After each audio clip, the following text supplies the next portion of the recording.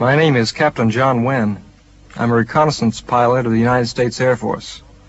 I'm only alive today because of the existence of your offshore radio ships.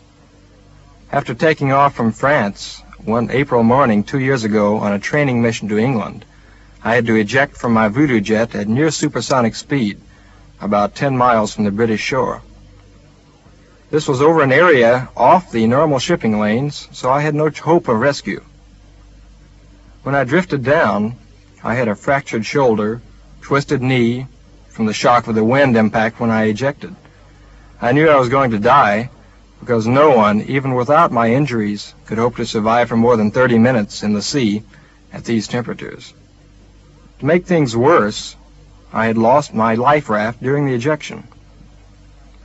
When I drifted out of the clouds and saw 2 ships, I realized that I was the luckiest man alive, and I had a chance to live.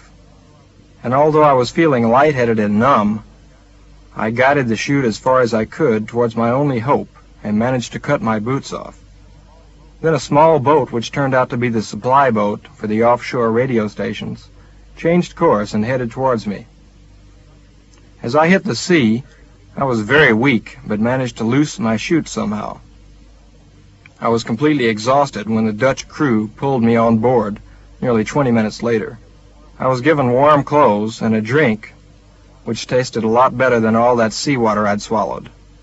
I was really well looked after by the Dutch crew on the way back to an ambulance that they had radioed for at Harwich.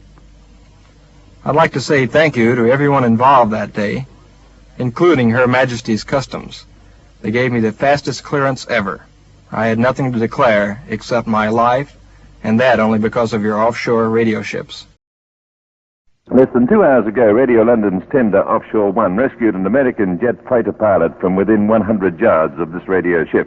He is First Lieutenant John C. Winn, stationed at Laon, an American air base in France. Due to instrument failure, he had been unable to give a mayday signal before parachuting into the sea, and it is fairly certain that he would have died quickly in the ice-cold water, but for the presence of Radio London's tender and the disc jockeys who helped him out of the water. The next news at 5:30. Tony Windsor reporting.